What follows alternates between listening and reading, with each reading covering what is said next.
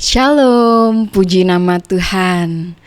Saya percaya ada kesaksian, ada sukacita, bahkan ada banyak hal yang Tuhan sudah berikan, Tuhan sudah tunjukkan, Tuhan sudah singkapkan di kehidupan kita hari demi hari.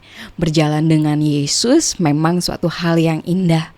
Dalam penantian, dalam masa menabur, dalam masa menuai, sungguh indah bersama dengan Yesus. Karena itu kita juga akan merenungkan kebenaran firman Tuhan hari ini masih dalam topik yang sama, yaitu manusia yang terbatas.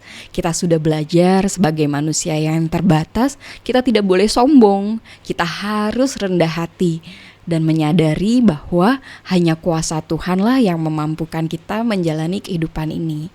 Dan sebagai manusia yang terbatas, yang kedua, kita sadar bahwa kita diizinkan di dunia ini untuk bisa menjalaninya, tetapi ada pencobaan di dalamnya. Kita sadar bahwa manusia yang terbatas selalu mengalami pencobaan dan Tuhan izinkan untuk mengalami kemenangan. Semuanya untuk kemuliaan Tuhan. Pada hari ini, dalam topik manusia yang terbatas, poin ketiga yang akan kita pelajari bersama yaitu bahwa dalam keadaan dan kondisi yang sadar sekali bahwa kita adalah manusia yang terbatas, kita adalah manusia yang memiliki perbedaan satu sama lain. Wah, ada berapa banyak manusia yang kita temui hari ini? Mungkin ada suami kita, mungkin ada kakak kita, mungkin ada adik kita, atau mungkin ada istri kita, ada anak-anak kita, ataupun ada kakak ipar kita, adik ipar kita, mertua kita, orang tua kita, ataupun teman-teman kita.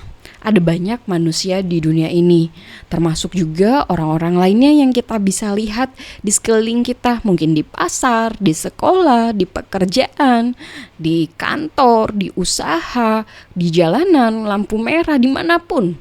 Kita bisa melihat banyak sekali manusia, dan disitulah fungsinya kita sebagai terang dan garam, di mana sebagai manusia yang terbatas, kita sadar perbedaan itu ada untuk saling melengkapi, untuk saling bisa bertumbuh. Bagaimana caranya?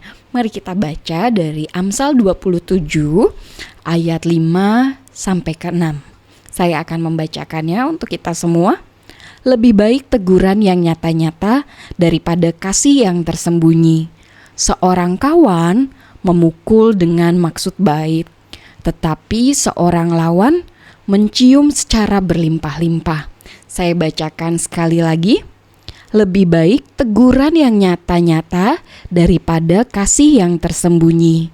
Seorang kawan memukul dengan maksud baik, tetapi seorang lawan mencium secara berlimpah-limpah. Wow, di kebenaran firman Tuhan ini, Amsal menyatakan bahwa jika kita memiliki kasih, kita dapat menegur sesama kita manusia. Kita tahu ya, sebagai manusia kita berbeda satu sama lain. Mungkin ada yang tipikalnya introvert, ada juga tipikalnya yang extrovert, ada yang supel, atau mungkin secara kata biasanya ada yang pendiam, ada yang periang, ada yang mudah bergaul, ada yang tidak suka bergaul sama sekali. Ada beraneka ragam. Nah, secara itu kita sebagai manusia, kita harus memiliki kasih dengan cara kita harus berani menegur, bukan dengan menyembunyikan kasih itu. Ketika saya mengasihi, saya berani berkata apa adanya dengan cara menegur. Tegurannya pun juga harus dengan kasih, seperti kasih ibu kepada anak-anaknya. Ayo jangan bangun terlambat ya, jangan malas-malasan, bantu ibu bangun pagi ke sekolah. Nah, seperti itu adalah suatu kasih. Mungkin dikatakan wajar karena seorang ibu kepada anak, kasihnya pasti ada. Tetapi bagaimana dengan rekan-rekan? Rekan gereja misalnya. Oh, saya mengasihi kamu. Karena saya mengasihi kamu, saya menegur kamu. Jangan terlambat ya. Jangan terlambat untuk latihan. Atau jangan terlambat untuk pelayanan.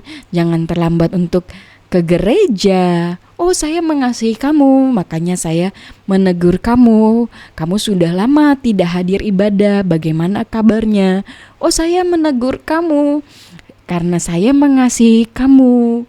Ayo berpakaian yang rapi, ayo yang bersih. Saya menegur kamu dengan kasih yang daripada Tuhan. Lalu dikatakan, seorang kawan memukul dengan maksud baik, tetapi seorang lawan mencium secara berlimpah-limpah. Di ayatnya yang ke-6, pasal 27 dari Amsal, seorang kawan, jika kita menginginkan menjadi kawan, sahabat kepada orang lain, kita berani mengatakan yang sebenarnya. Oh, sepertinya kamu terlalu lama deh memegang handphone. Sepertinya terlalu banyak sosial media kamu yang kamu lihat atau sosial media orang lain yang kamu scrolling. Lalu bisa juga menegur dengan cara yang lain. Oh, sepertinya kamu terlalu banyak konsumtif, terlalu banyak berhutang. Oh, sepertinya kata-kata kamu bisa dikoreksi. Seperti itu yang gunanya untuk bertumbuh dan memaksimalkan persahabatan bersama. Tuhan senang anak-anaknya bisa bersahabat. Tuhan senang kasih itu dinyatakan secara nyata. Saya bacakan sekali lagi ya untuk kita.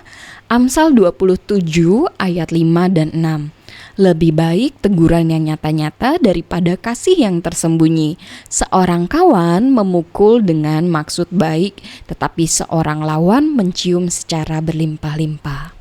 Kita tahu kita adalah manusia yang terbatas, yang memiliki kedagingan, yang tidak luput daripada dosa. Karena itu ketika kita berbuat dosa, segera mohon ampun kepada Tuhan. Ketika kedagingan kita harus kita kalahkan, kita berserah penuh kepada Tuhan. Dan ketika kita bersahabat, nyatakanlah kasih persahabatan itu dengan berani menegur, dengan cara kasih yang daripada Tuhan, sehingga nama Tuhan semakin dipermuliakan. Maju terus dalam Tuhan, dalam kesadaran manusia terbatas, untuk terus melihat Tuhanlah sumber kekuatan kita. Kita bersatu dalam doa. Tuhan Allah Bapa yang maha baik, kami mengucap syukur dalam keterbatasan kami memiliki Engkau sebagai Tuhan dan Juru Selamat kami. Bapa, mampukanlah kami untuk mengasihi sesama kami, mengasihi keluarga kami, mengasihi tubuh-Mu ya Tuhan Yesus, di antara gereja-gereja, hamba-hamba Tuhan, ataupun jemaat Tuhan dimanapun berada.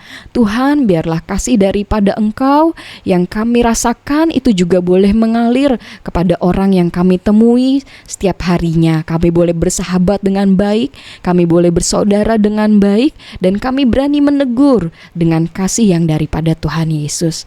Mampukan setiap jemaat-Mu dimanapun berada Tuhan, untuk puji hormat kemuliaan nama-Mu. Di dalam nama Tuhan Yesus kami telah berdoa dan mengucap syukur. Amin. Tuhan Yesus memberkati. Shalom.